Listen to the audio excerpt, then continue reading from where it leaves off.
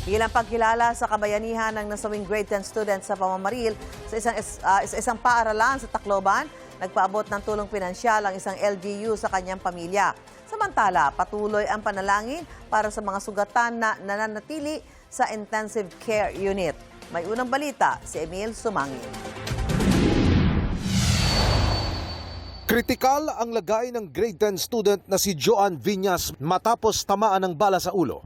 Isa siya sa mga napuruhan sa pamamaril ng kanyang mga kaeskwela sa San Jose National High School sa Tacloban City noong Lunes.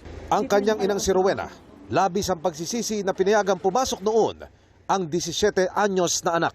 Sabi niya, parang maano yung katawan niya daw, mabigat.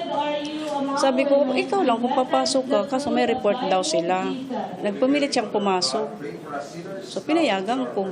Tila gumuhuraw ang mundo ni Rowena nang mabalitaan niya ang barilan. Pagpunta ko doon, nandun ako sa may entrance na.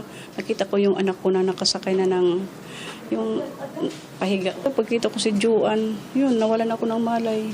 Sa gitna ng kinakaharap ng anak, sa dasal siya lumalapit. Yung mata niya, kasi talagang maga. Sabi ko, Lord, yung prioridad, Lord, bigyan mo pa ako ng isa pang pagkakataon na mabuhay ang anak ko. Sa pangarap niya talaga maging nurse na maihaon kami. Gusto kong makulong yung mga bata o kaya kung pati magulang, magsama-sama sila. Nasa intensive care unit din ang 15 anyos na grade 9 student na si Nathan Candelario na tinamaan ng bala sa tiyan. Sa ilalim ng puso, tumagos sa tagiliran. Still recovery pa yun dahil natamaan yung intestine niya, tatlong butas.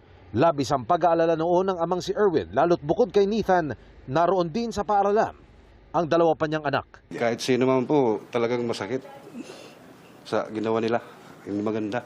Kahit ako, talagang nakaiyak ako sa ginawa nila.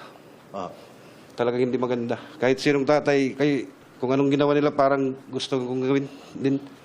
Hindi makatarungan yun. Ang mga sugatan sa pamamaril, binisita ni late Representative Martin Romualdez na dumalaw din sa burol ng 3 nasawing mag-aaral. Nakiramay rin sa mga naulila si Vice President Sara Duterte. Isa rito ang nasawing Boy Scout na si Chris Lawrence Fabian na iniharang ang sarili sa pinto para iligtas ang mga kamag-aral. Kinilala ng lokal na pamahalaan ng Minalin, Pampanga ang kabayanihan ni Fabian. Ayon sa mga lokal na opisyal doon, tubong Pampanga ang mga magulang ng biktima. Nakatakdang ihatid ang resolusyon at tulong pinansyal ng LGU sa burol ni Fabian sa Tacloban. Ito ang unang balita. Emil Sumangil, GMA News.